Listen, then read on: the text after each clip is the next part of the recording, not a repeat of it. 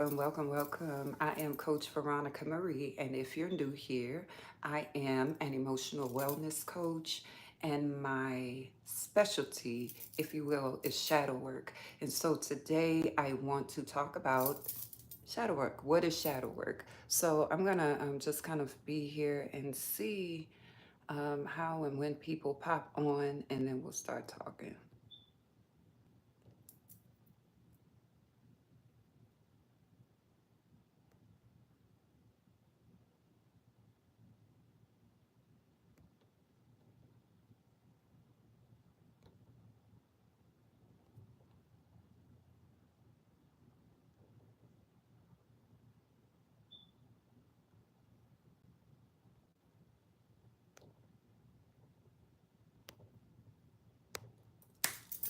All right. What is shadow work? That's the topic this morning. Now, let me make sure that this is a public live.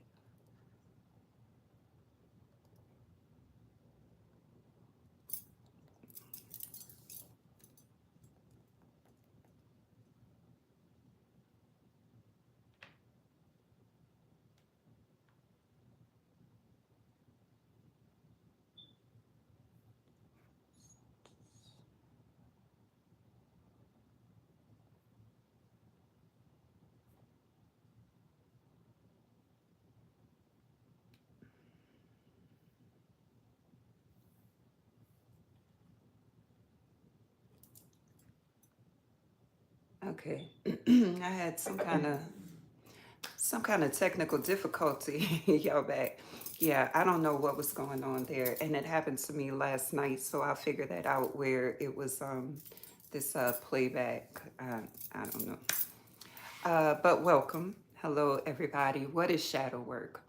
Um, Depending on who you ask, you'll get many different answers to this main idea. But when I talk about shadow work, I'm talking about the things that you don't know, realize, or the things that you are not aware of about yourself. Shadow work, right? It's your unconscious, it's everything within you that is running your show, affecting your day to day experiences that you are unaware of, right? So, the goal of shadow work is to become more self aware, not only more self aware, but more integrated within self so that you can live a richer life, all right? So, a lot of people become more aware, but they still remain very compartmentalized within their own world. And so we want to work more toward integration and understand how the shadow is beneficial to us because we say it's beneficial. However, we can be found disdaining parts of ourselves. We can be found talking down about previous versions of ourselves, living in shame, guilt, and all kind of things. So that's where we are. What's the drink? The drink is water. So if you are new here, welcome. If shadow work and emotional wellness is something that you are interested in, please do subscribe and also please do like the video. Okay. Now, I would like to break shadow work into two components. One is the things that we deem as positive, and two, the things that we deem as negative. Okay, there's some positive things in your shadow. For example, there's some gifting that you don't know about that's in there. There are some desires that you haven't realized yet in there, right? And so, for example, you might think, oh, I can't draw, but you really can, right? So, shadow work would be each day sitting down and trying to draw or take a drawing course and such. Sometimes, hey, peace beyond. Nope, don't know how to meditate. Mm-mm. No. And I say that because I want to stay on topic. Okay, let's stay on topic. And then there are some negative aspects, that things that we consider as unacceptable. And that's what I want to talk about today. Um, things like discrimination, things like biases, pain, unresolved past, hey Sky, um, characteristics that you have not come into the knowledge of about yourself. All of these things are in your unconscious, right? So shadow work would be the work of becoming more aware and more integrated. How do we know we need shadow work? I think the answer is simple. Hey, euphoric. Okay. How do you know you need shadow work in a given area? Because there's a trigger, because there's some emotional discomfort, because there's some contraction. When you experience contraction, when you experience emotional discomfort, it means that you need to become more self aware. There's something within you wanting your attention. The problem is the great majority of people think that they're becoming aware of a problem in someone else. I hope that makes sense. And so these feelings and these sensations are saying, hey, I'm in here. I want your attention. If you are unaware, you think that whatever is going on outside of you is the problem and the thing you need to focus on. You begin to gaze outward and judge people, judge scenarios, circumstances. But what you really need to be doing is self-assessing. Now, here's where the strength comes in, right? You can only go as deep into your shadow as you are willing to discover things you don't like about yourself and admit that, right? As long as there's spaces within yourself that you do not acknowledge simply because you don't like it, then that area is going to continue to reproduce discomfort in different situations for you, because that energy is not made to stay within you. It's supposed to float. We are evolving, right? And evolution has everything to do with increased awareness. But if you're saying no to evolution because you simply don't like that someone sees you a certain way, or that you see you a certain way, or that you have acted in a certain way, then you're saying no to evolution. I hope this makes sense. You're saying no to evolution, right? So whenever something is going on in your world and you feel contraction and you feel the discomfort, it's not time to go outward first. It's time to go inward first. Okay. So the goal of shadow work is deeper self awareness, it's more integration of your whole self. In psychology, we may call that self actualization. In spirituality, we may call that ascension, right? In energy work, we may call that alchemy. Somewhere else, someone may call that self mastery. As long as you are denying what yourself is telling you about yourself, then you are not evolving in that area. It's called denial, right? So, shadow work is the work of excavating the aspects of the self that we are unaware of, bringing it into awareness, and then integrating it as a necessary piece of our lived out puzzle. Okay? So, how do we go about this shadow work? There's many different ways to go about shadow work. There's mirror work, right? There's reflective work. There is working with your triggers. There is working with desire, right? Inner child work. There's many different ways to do shadow work. But one thing you must understand is that you must address your shadow work from all given areas. Some people only want to address their shadow in the spirit, right? So they want to pray, they want to meditate, they want to shift into their higher self. But here's the problem: your brain is still encoded with the patterns that will bring about your shadow whenever you are triggered. So pray, yes. Meditate, yes. Do your spiritual work, yes. Smudge, yes. Use oils. Do all the things because they all matter. They're hitting it on different levels. Hey, Eubanks. But one way is it's not going to help you integrate.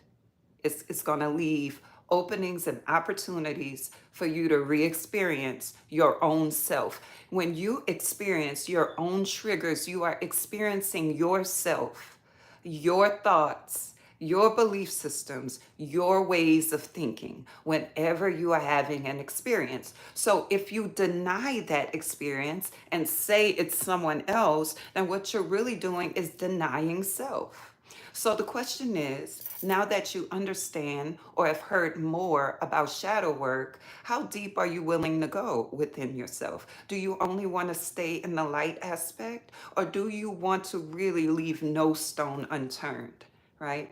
When I do my teaching and my coaching, I'm here for people who want to leave no stone unturned.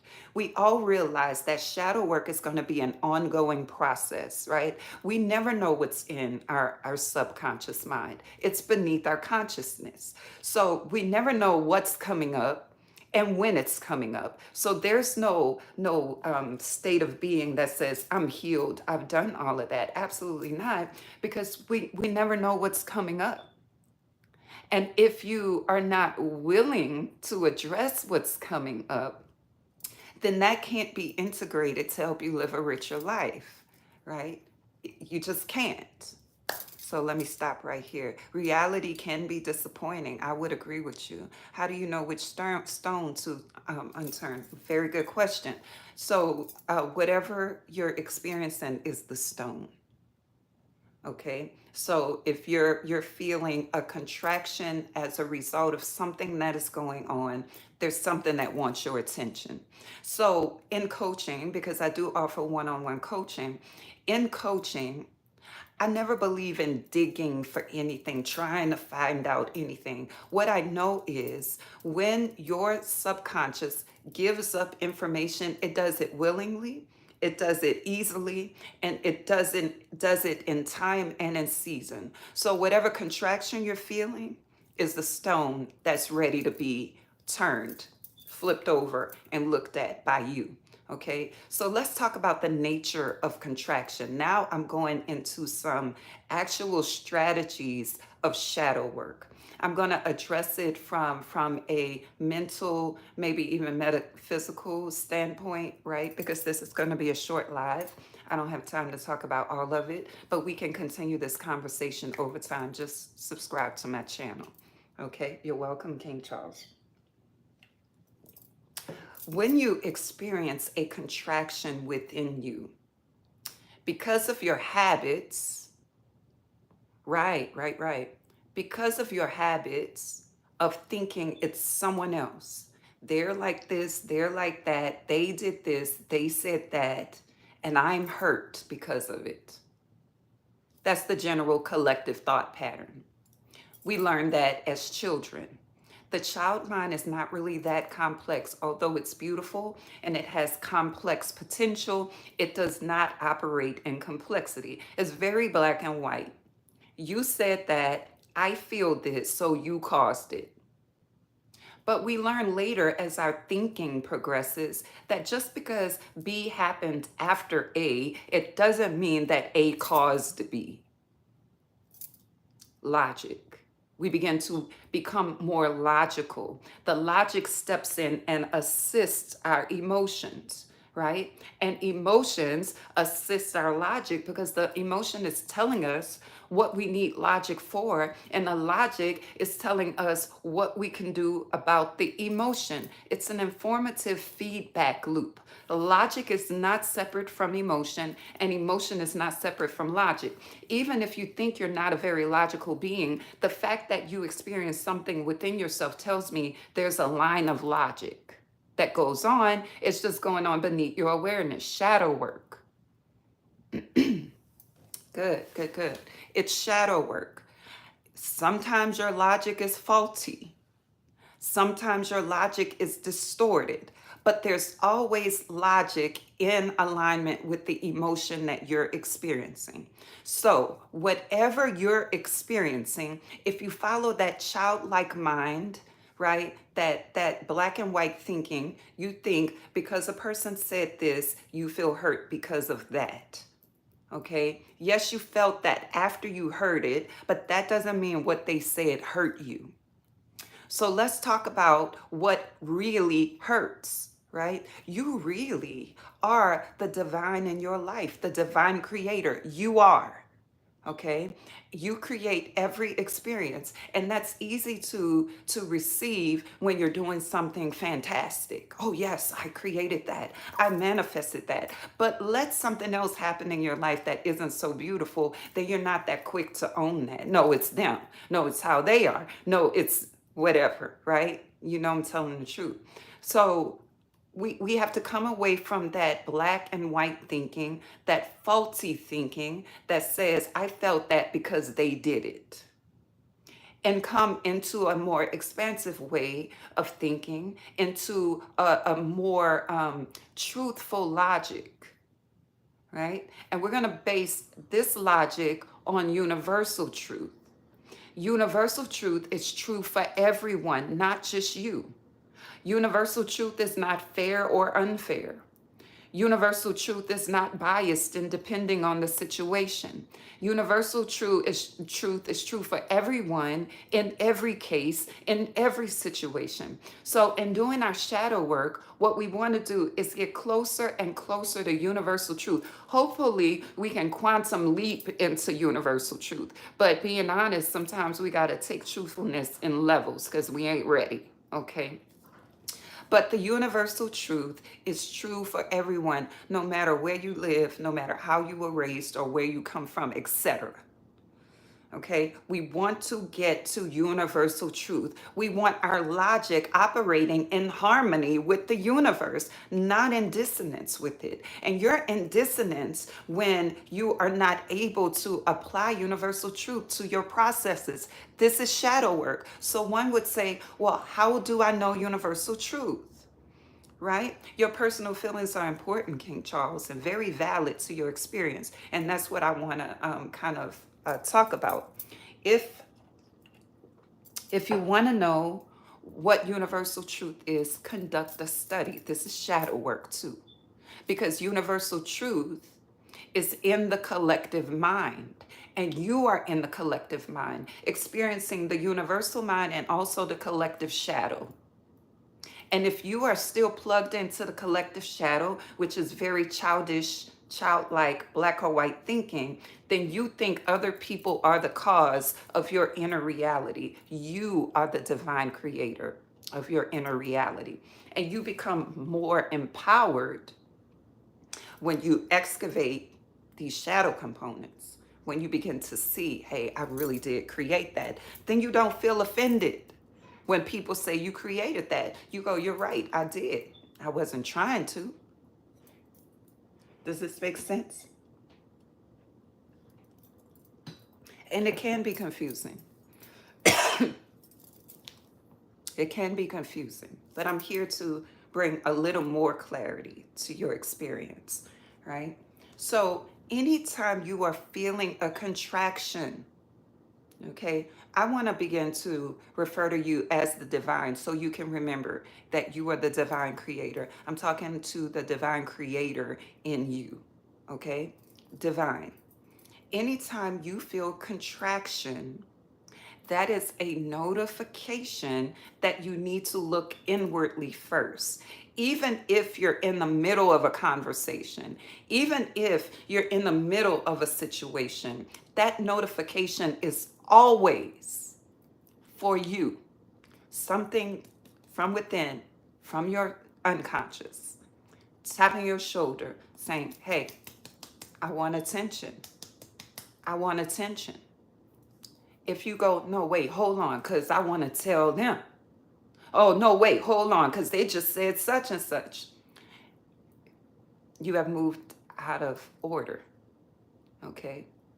So when you feel the contraction, one of the first questions you can ask is, What am I feeling? Well, if you've been doing shadow work even for one day, you are going to probably be able to say, I feel angry. That's emotional awareness. But that's not all you need. A lot of people stop there. I feel mad. I'm going to say I'm mad. I feel mad. I'm going to tell them. I'm going to speak up for myself. That's where a lot of people stay. And they are clueless on what else needs to be done. That's step one of the process. And it's beautiful. However, there is more. It's making sense. Good. So when you feel that contraction is saying, hey, I want your attention. Your immediate response, whether it's out loud or inwardly, is not only what am I feeling, right? But what do I think should be happening here?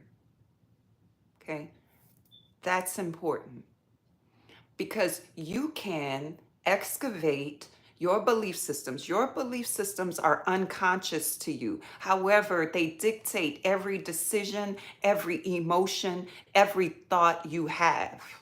This is shadow work, okay? This is not the only shadow work, but this is a very practical piece, and I'm here to give you something practical. Number one, what am I feeling? Number two, what do I think should be happening? Okay, so we're tracing the emotion inward. We're taking a path inward. It's the shadow path. Okay, we begin with what am I feeling? And we move, right, a step deeper into what do I think should be happening?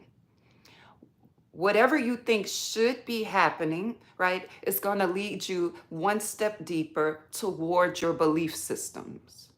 Because we're trying to follow the emotion, which is the easiest thing to recognize, into the most unconscious thing, which is your belief systems. Okay? What am I feeling? What do I think should be happening? Usually, when you're experiencing a negative emotion, there's a conflict between what is happening outside and what you feel should be happening according to your own belief systems. So then you say, well, I think X, Y, and Z should be happening. Okay. Now, your next question after that is this true for everyone in this case? We're looking for universal truth now. Is this true for everyone? Because you have some belief systems that are only true for you and they're biased for you, right? If someone else did it, you might feel like it's wrong. But when you do it, it feels justified. That's not universal truth. That's your personal truth. And your personal truth is not true for everybody. Therefore, it's not reality. It's just your reality. And it's the reality of you and other people who think like that. And most times, more than not, you're not going to be dealing with people who think like you. Okay? So, is this true for everybody? Should everyone be doing this? Right?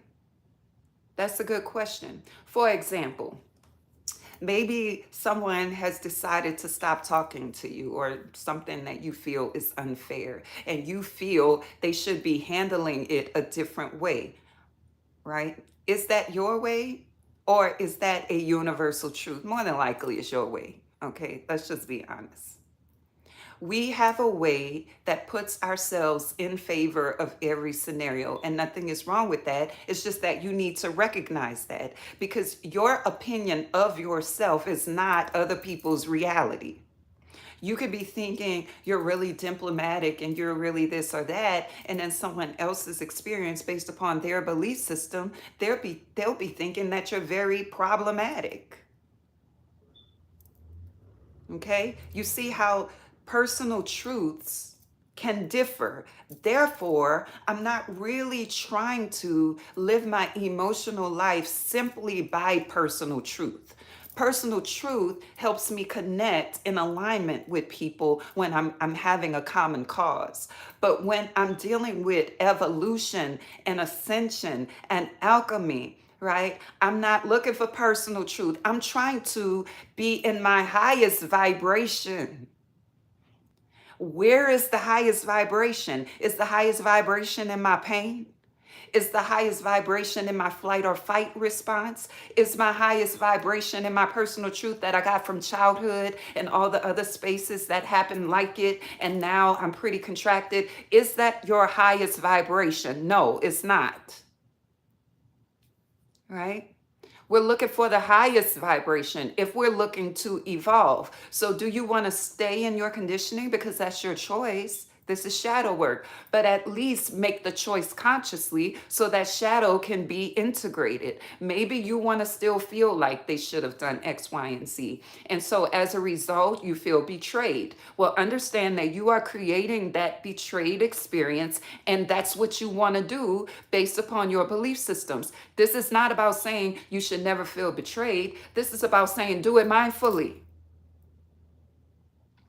If you want to feel what you feel, or you want to think what you think, you must accept that that pattern of thinking produces the experience that you don't like. Okay? You have to realize, divine, that you are creating that experience. That's how powerful you are. Again, if you want to keep that belief system, understand that you are also keeping the experience that that belief system manifests. You're doing that. Okay, not the other person. Because guess what's going to happen? There are plenty of humans who do what this person has done, and you're one of them. You're just going to re experience another human doing the same thing. Your belief system is going to activate. You're going to have the experience. Just say, I create that experience because I like my belief system. Stop blaming other people. This is shadow work. You could live in peace around people who are very chaotic if you had to. Because some people are living with others who have chaotic energy. And they're allowing themselves to be tossed to and fro, to and fro. And they say, I can't help it. If I was in a better environment, if I was in this, if I was here, if I was there, I would be creating different. But I beg to differ because your belief systems are not different.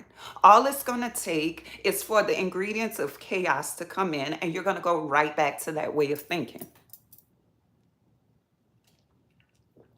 All it's going to take is for you to get triggered. And you're going to go unconscious. Your triggers usurp your consciousness. They take it over because they send your body into a flight or fight stress response. Your mind is no longer tuned into universal truth or any truth outside of the experience you're having inside, which has to do with your belief systems, patterns, and conditioning. It's called autopilot. You go into autopilot. Have you ever been in a car and you got to your destination and realized, how did I get there? Your autopilot took over your subconscious. Your triggers take you into your subconscious. If you're wise, while you're there, you'll start looking around. If you're not using the shadow work wisdom, you're going to be in your own trigger, seeing it through the eyes of the trigger, feeling the experiences of the trigger, and blaming someone outside for your divine experience. I'm going to keep preaching and teaching this, right? Until you understand that you are creating that experience with your belief systems. And if you don't like the experience, then you're going to have to understand what your belief systems are. If you don't go that deep within yourself to your belief systems, you're going to be like, no, it's the principle. You ever fussed over a principle? It's the principle. They shoulda.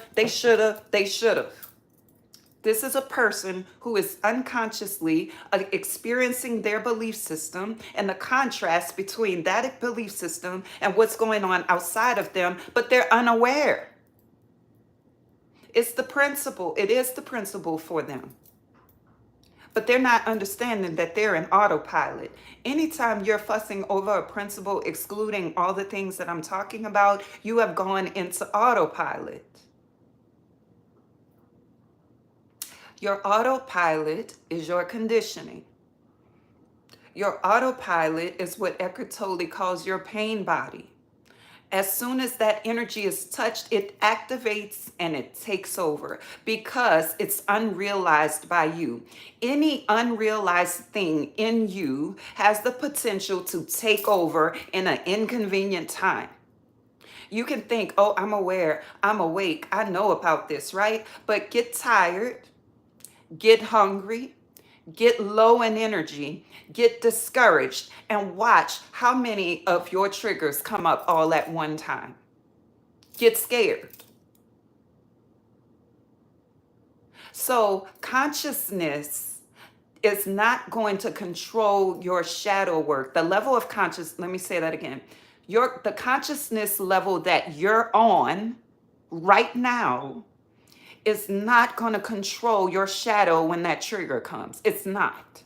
It's operating well because your will is well. It's operating well because you're not in that situation. It's operating well because you're not triggered. So I'm trying to help you when you get in the trigger to know what to do. What am I feeling? What do I think should be happening? Is this universally true?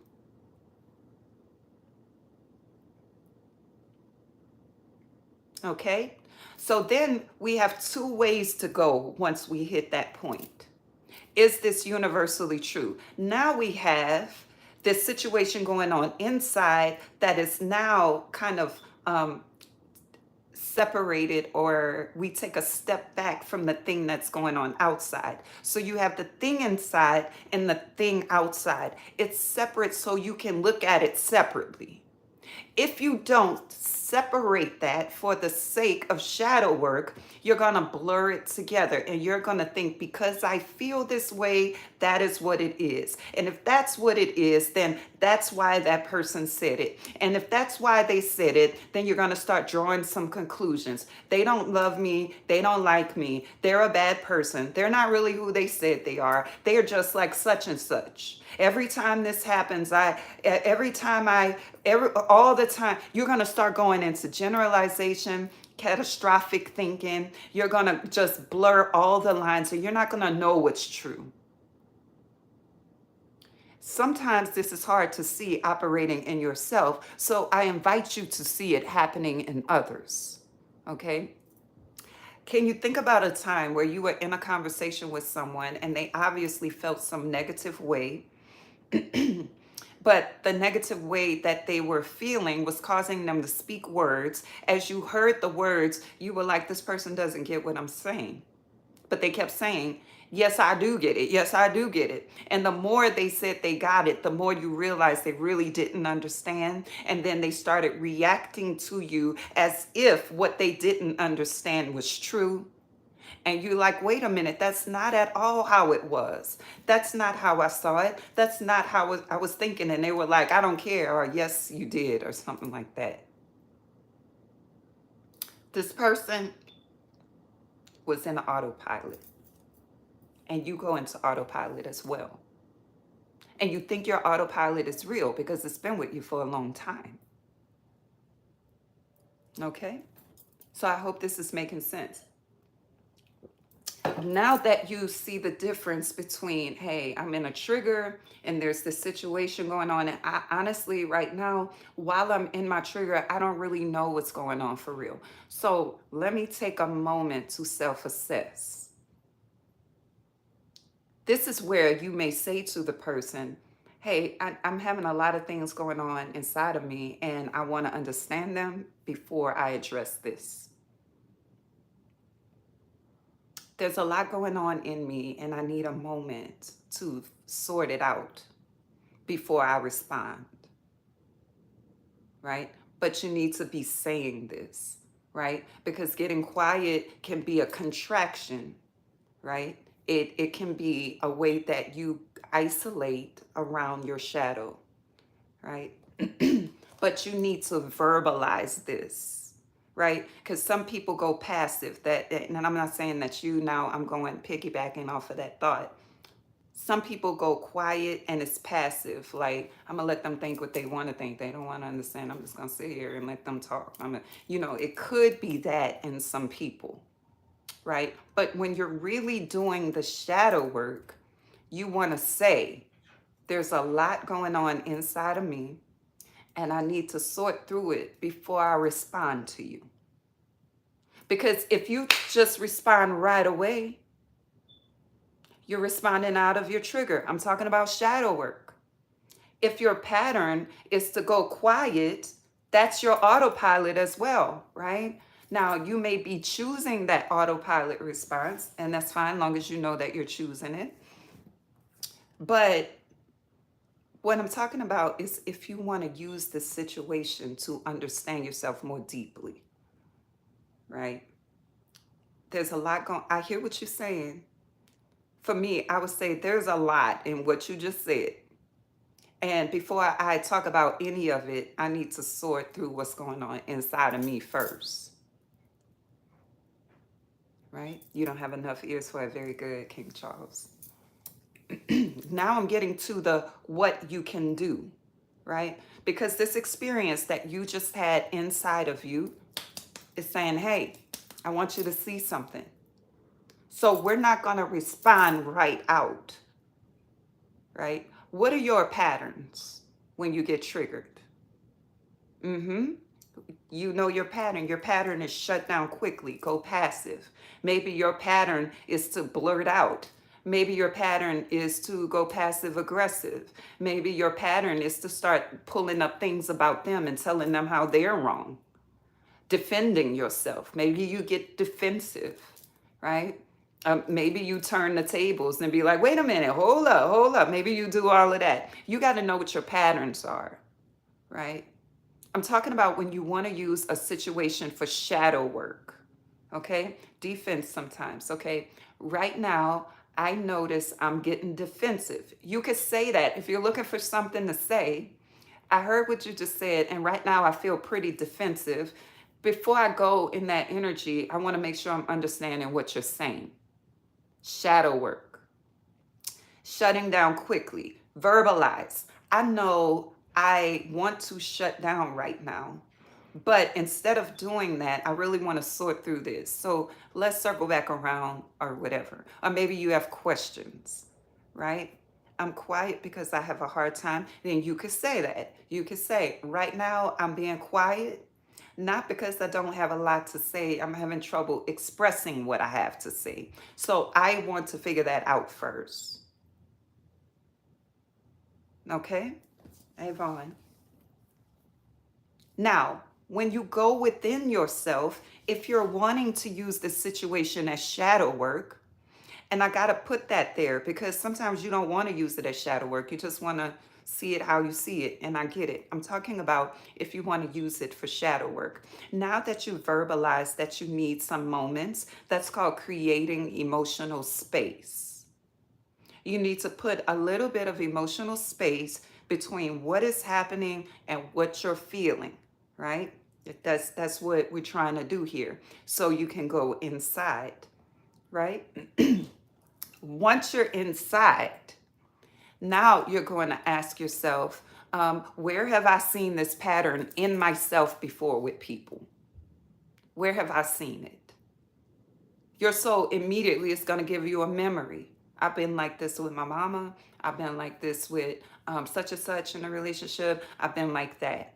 Okay, so there's a pattern you see within yourself. What is bringing up this pattern usually? What words? What scenarios? How are they similar? How are they different? We're talking about shadow work, right? Where have I seen this in myself before? You're likely going to get a few instances, okay? And sometimes you'll say, I never experienced that before. Then we could go about that a different way. But I'm talking about when you start seeing the pattern. And usually you have seen the pattern. If you sit there long enough, you have seen it, okay? So how are those scenarios the same? How are those scenarios different, right? How am I the same? The only way you can be experiencing the same thing with different people is if some aspect of you is the same.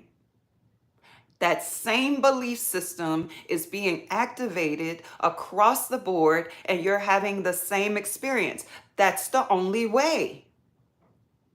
So it would not be correct to look out and say, people be like this and people be like that. And people, yes, people be, but you also be a particular way.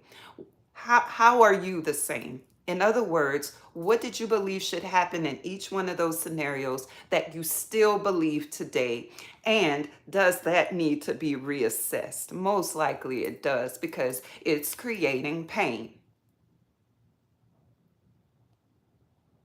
When you're a child, for example, you may believe that your parents should be there no matter what. That's a child's way of thinking. They need to be there no matter what. That's what you think because your mind is not expanded. You don't know the role of a parent. Have you ever been one? Is there a book? Did anyone sit down and explain it to you? And even if they did, could you understand the concepts as a child? No. But somewhere, somehow, you got the idea that my parents or whoever, my sisters, my brothers, or whatever, should be there no matter what. Now, with sisters and brothers and such, that's easier to pinpoint because we have all these phrases. Blood is thicker than water. That's your sister. You always stick by your sister. People come and go, but that's always going to be your brother, your father, your mother. So we could pinpoint those. But somewhere you got the idea that people in this role should be there no matter what. But that's not true. That's a nice idea. And it's very idealistic. Idealistic thinking will bring you into a lot of disappointment in this life. I'm telling you what I know, right? So if you think someone should be doing something no matter what you're really saying is no matter how I act with them, they need to be there. No matter what's going on in their own life, they need to be there. No matter what they think, I don't care about their thought processes. They need to be there. I don't care how they feel. They need to be there. I don't care how they see me. They need to be there. I don't care if I am co-creating hurtful scenarios with them. They need to be there. It's a child thought. But we see how untrue that is. It's not true. But it is somebody's personal truth. And they're living a painful experience and existence with it. Right? So call to mind a space where you felt somebody wasn't there in a way that they should have been. Or they didn't show up in the way that you felt they should have. Or they reacted in a way that you felt was unnecessary. And think about the times where people have felt that way about you. We see this is very untrue. However, it is in your belief system, and you can tell when a person doesn't do what you think they should be doing, and you feel like it's unreasonable. That is part of your belief system. And because you feel that something unreasonably is being unreasonably done to you, now it's to you, you take it personally. That belief system activates. This is not supposed to be going on. What should be going on is this. It's not. I don't like it. They're the problem.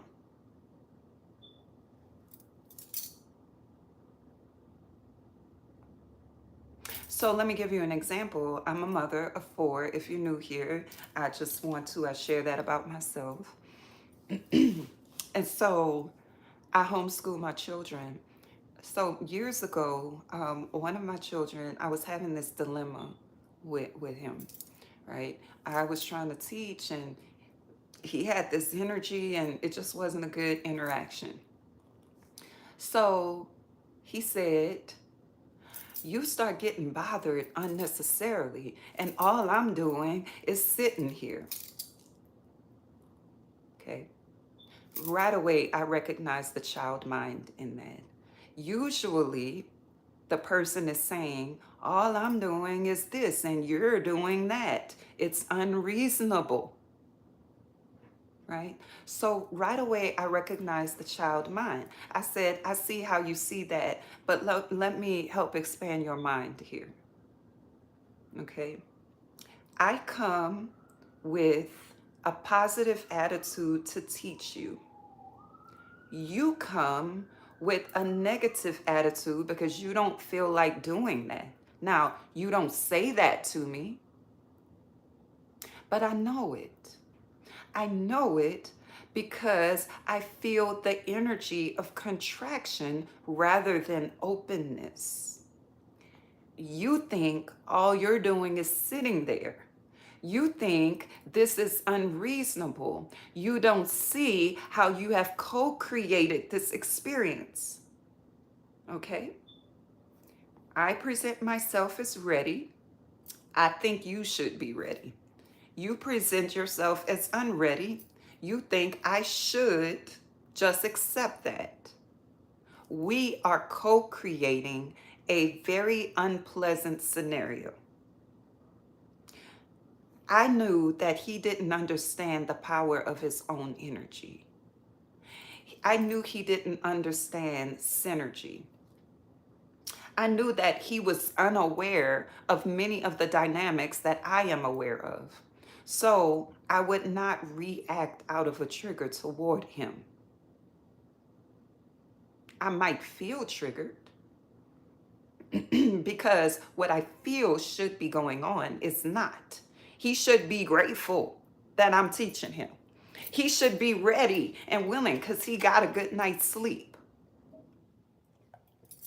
He should be paying attention because this is important to me.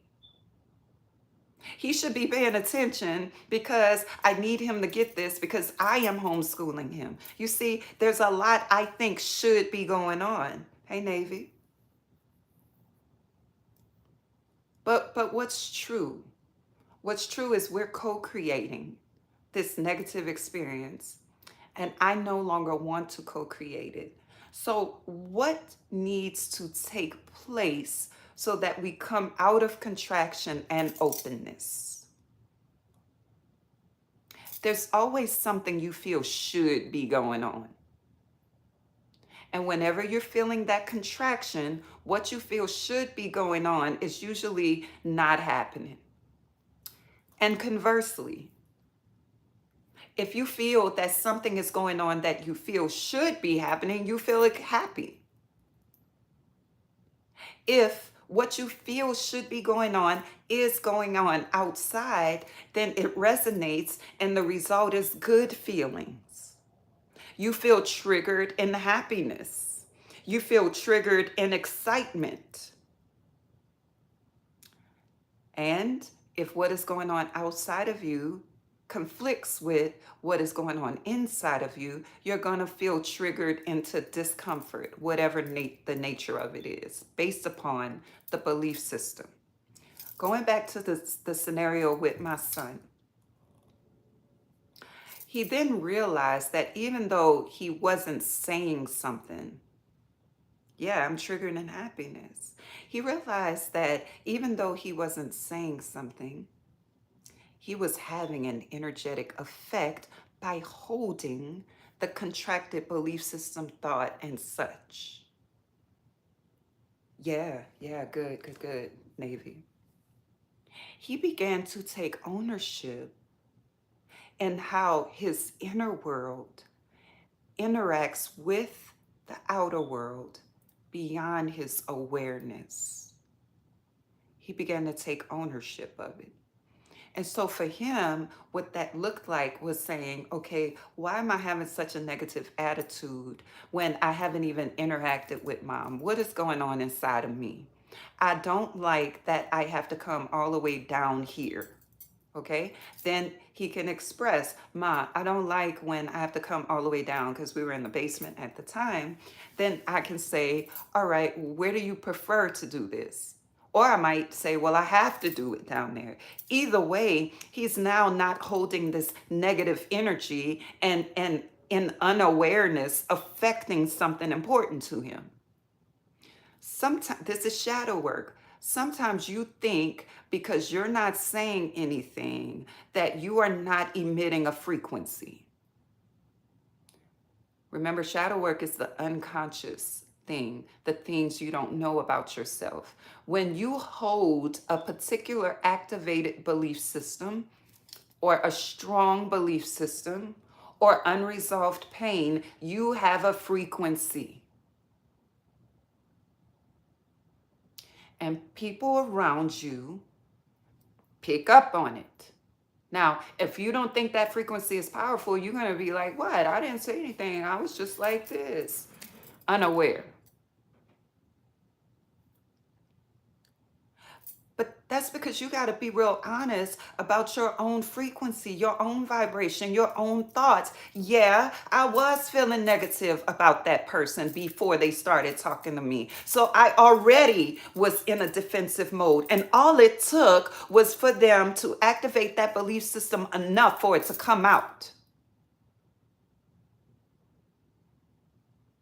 Sitting like there's no elephant in the room when the elephant is inside of you is detrimental to you because it doesn't allow you to practice intervention, right? It doesn't allow you to practice integration.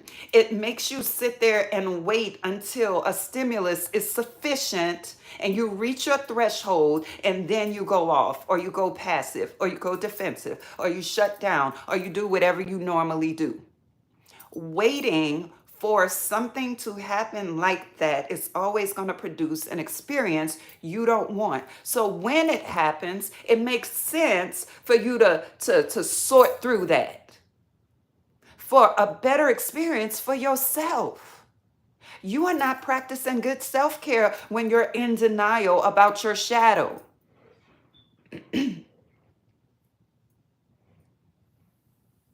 Yeah, and so I can't say whether or not he doesn't like you, but I do get that negative vibe, right? So you got to figure out what that negative vibe was. So going back to scenario with my son, I was getting a negative vibe, right?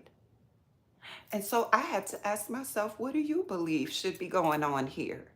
What do you believe is unreasonable coming from him? What don't you understand? What don't you understand about yourself that he could be sensing? We had more conversation about that. And he said, it's like when I come down here, you only want to teach the lesson and you don't want to act like I'm here with you. I said, that's valid. Let me look into that. When I thought about it, that was my attitude. My attitude was, I'm ready to get done with this because I got other stuff to do. I wasn't doing it in pleasure. I was doing it out of obligation. And he was sensing that obligatory frequency I was putting out. People are far more intelligent than you give them credit for, and they are your mirrors. Anytime something is going on, it's reflecting you. You are experiencing you, right? It does. It absolutely helps with the response because you are now going to respond to the actual person in front of you, right? And not all the situations you ever experienced like this and your collective frustration. Now you don't have to shut down from the person in front of you because if you're doing your shadow work, the collective frustration that you have incurred up until that point is not causing such intensity. When you feel so intense that you can't listen to a person, it's a clue that there's some collective past, right? Not allowing you to function and see this situation and this person well, right? And here's the thing, Navy filter, even within, as a parent, I'm gonna speak from a mother, there's always this fear that I missed something, that I didn't fill in a gap. Maybe I did something wrong. Maybe I came in at the wrong time or too late or I, whatever, right? And so that's part of the collective mother shadow, guilt, or father shadow. guilt. It's part of the collective mother-father shadow, and that emits a frequency. I cannot say this enough. All of your belief systems, every way that you are, whether you're aware or not, is emitting a frequency into the world around you. And it is influencing others, whether you're verbal or not, especially if you live in the same house with them. So you might be thinking, oh, I'm not even there most of the time. Or I'm in the room most of the time. Or I sit on the patio most of the time. Or I'm distracted most of the time. And they're still acting like that. Okay. You think it's unreasonable. You think it's unnecessary. And if you feel triggered, you won't take the time to figure out why.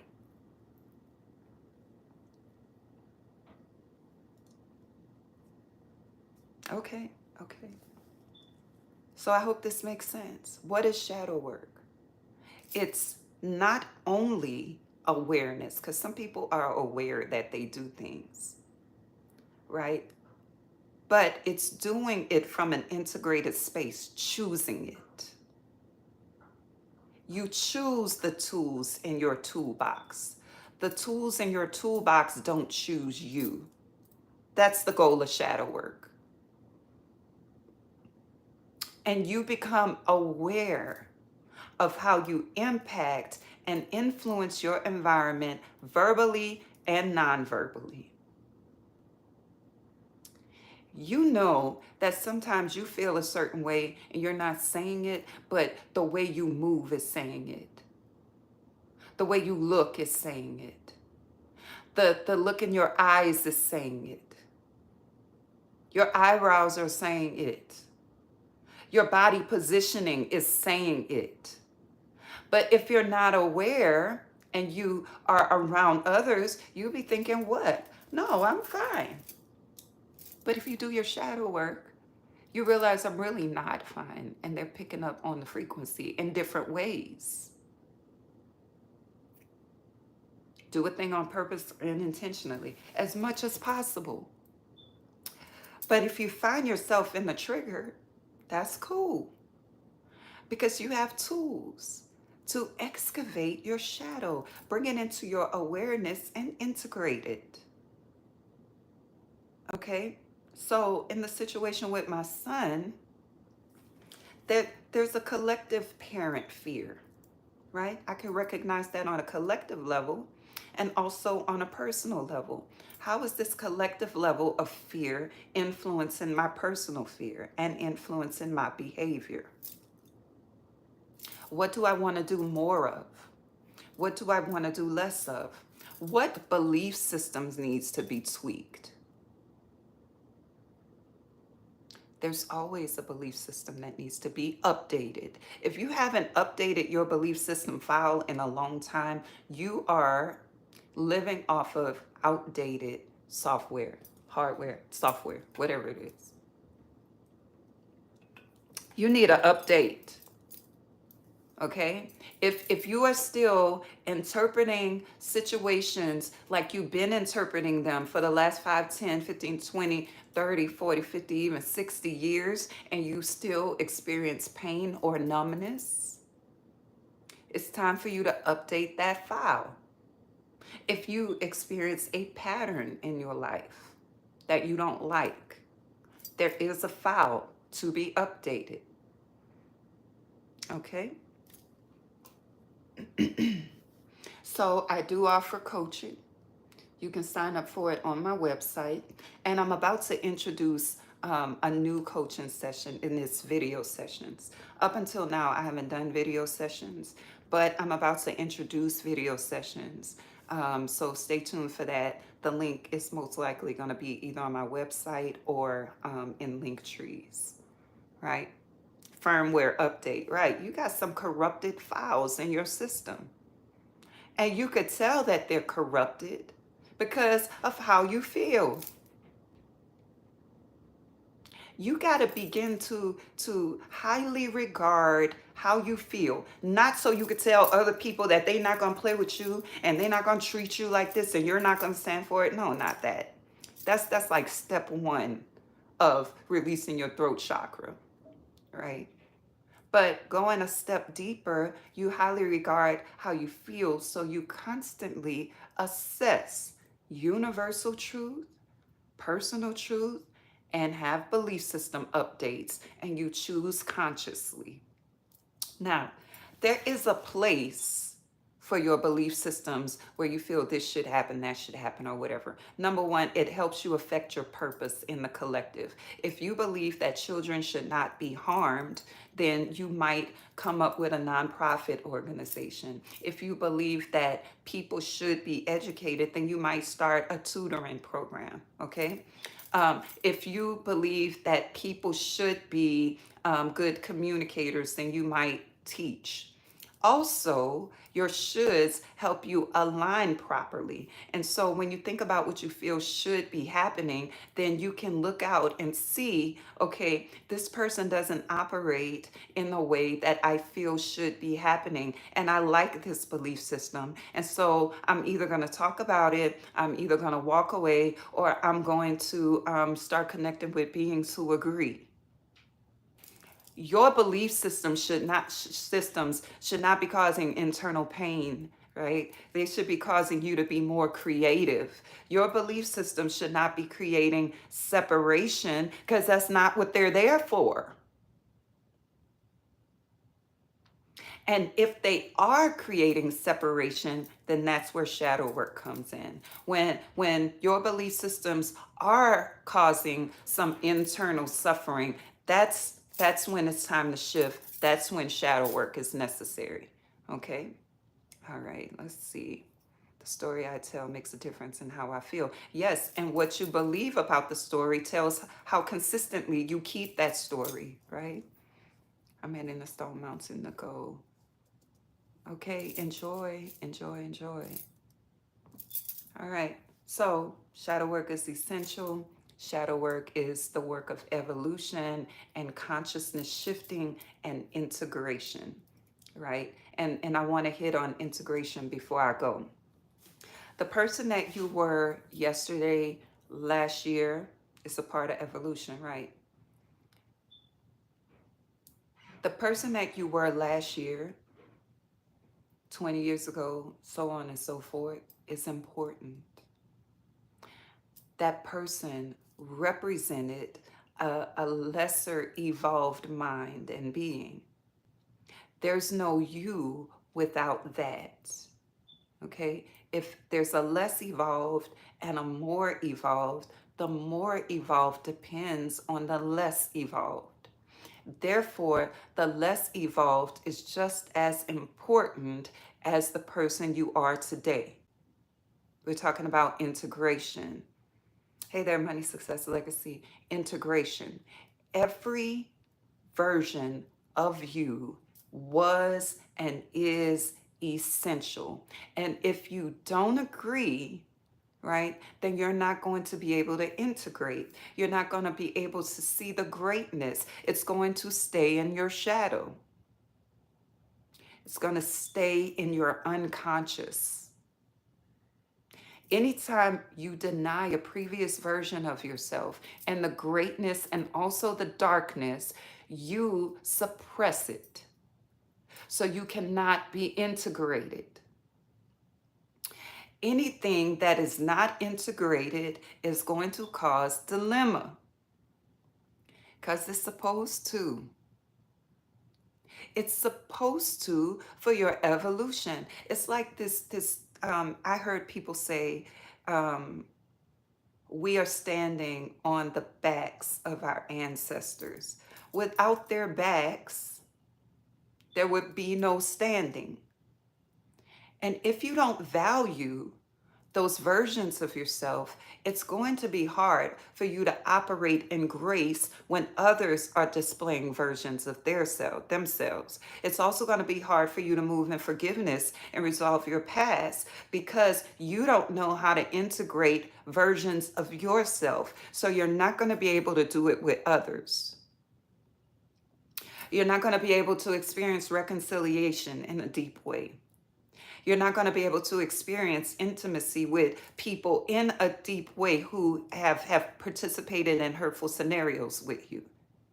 If you do not integrate all aspects of yourself as important, you're going to be insecure in a lot of ways. For example, if there's a part of you that you feel is inadequate in some way, right? Not up to par. And you feel shame. Shame is, I don't want other people to see that. I don't want other people to think it. That is an aspect of shame.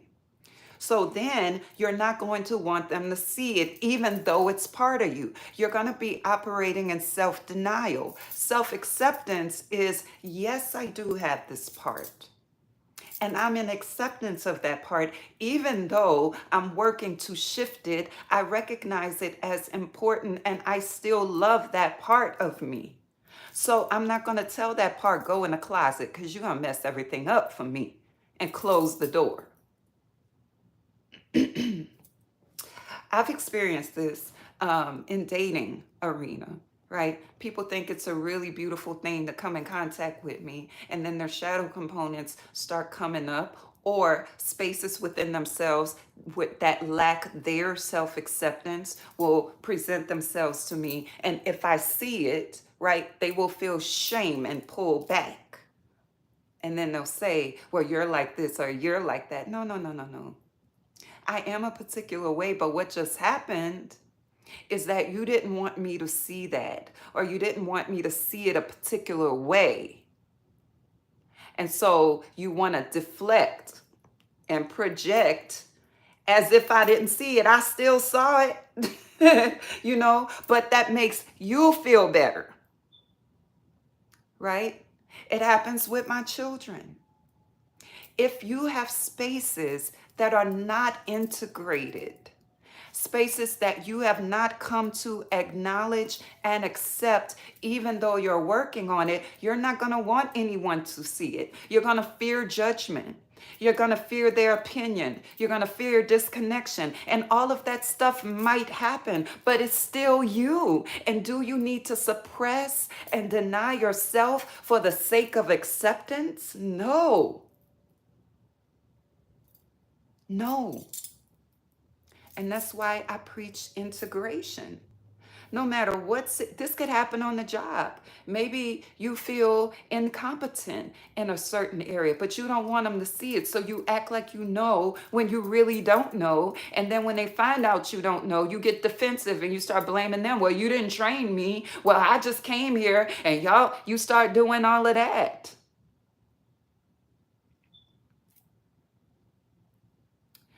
Integration is of the utmost importance, because if any area of yourself is left out of the equation of grace, compassion, beauty, and acceptance by you, you're going to have shame. And shame is going to present as insecurities. It's going to present as defensiveness. It's going to present as villainizing other people outside of yourself. It's going to hinder your divine creativity. And how is God excluding parts of God? How is that happening? Right? You don't do it at work, but you do it in your personal life. Right, right, right. Maybe you don't want to be seen a certain way. Well, that's good.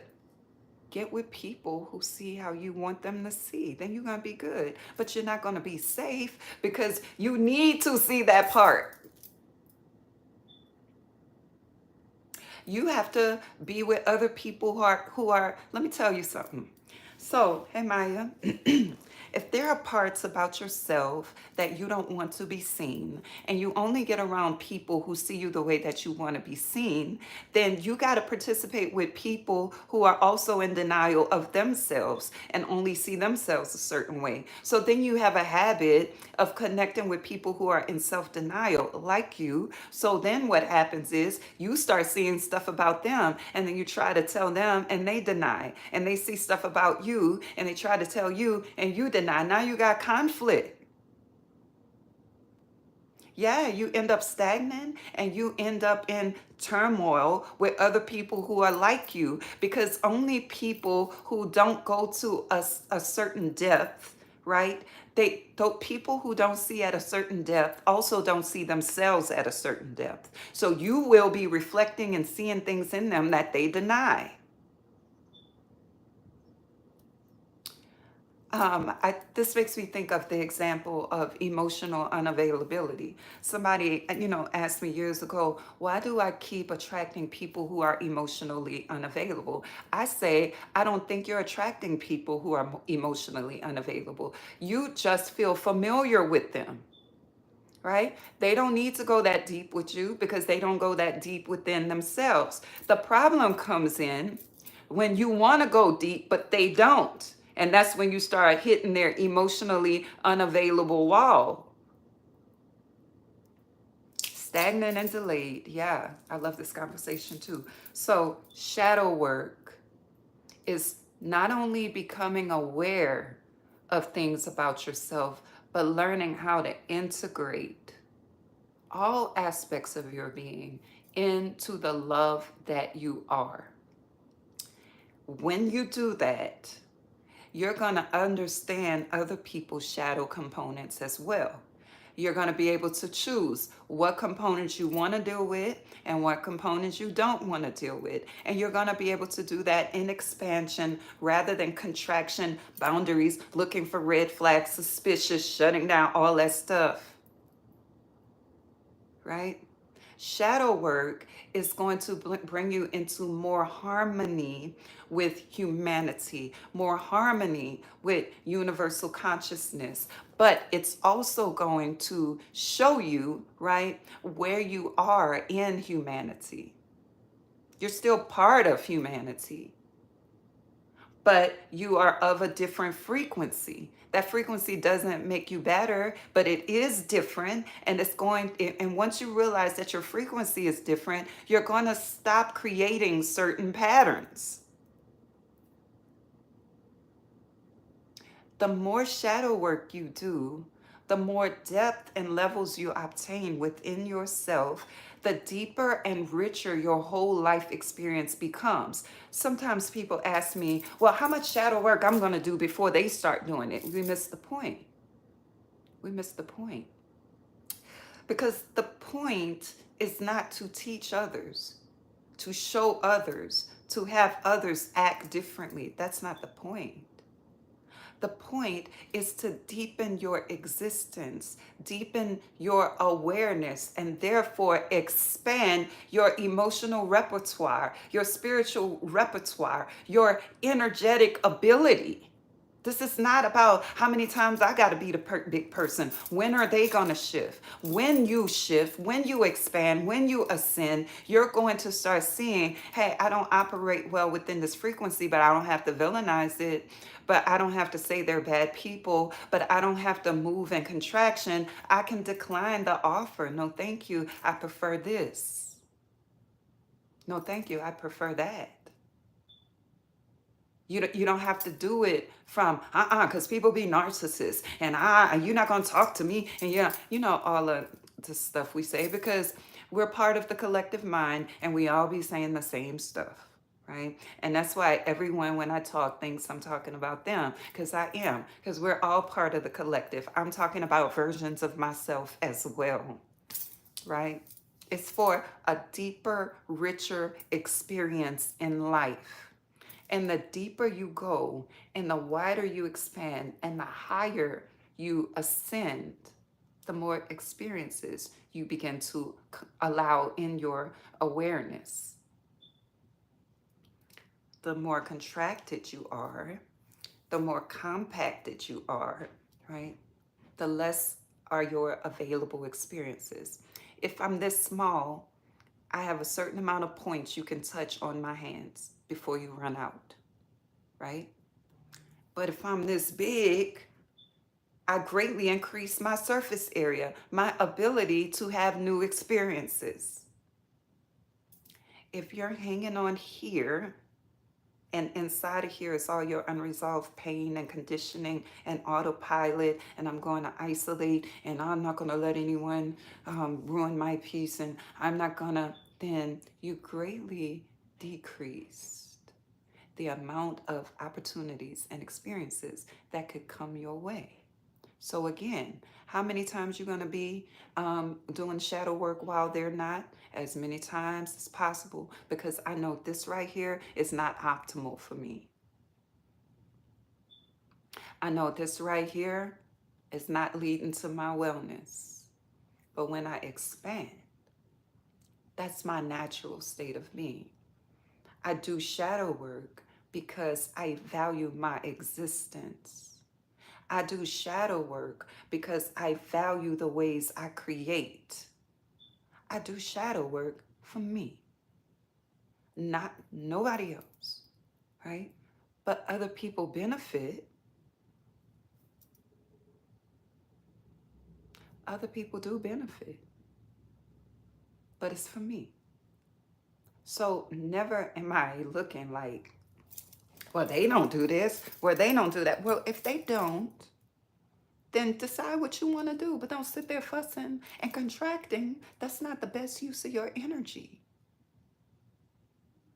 You are at optimized levels of energy when you're expansive because you're God. When you're down here, you're in your localized autopilot. You begin to be the drop of water rather than the ocean. You begin to be the speck of sand rather than the beach. You begin to be one molecule of oxygen instead of all the oxygen that exists around. This ain't about taking the higher road. I'm glad you were here for it. This is not about taking the higher road. This is not about turn your cheek. This is not about taking an L for the team. This is about your own expansiveness. Do you want to contract around your pain and your autopilot? Or do you want to use that to expand? Totally up to you. All right? Ashe, ashe, ashe. All right, so if you're new here, please remember to subscribe to the channel because I'm going to be here a lot more often. Please do like this video. If you feel comfortable, please share the video. Okay, and if you need one-on-one coaching, you can sign up on my website, veronicamarie.com. I'm going to introduce that new video feature pretty soon, which is going to be separate from the ones that are already there on my website.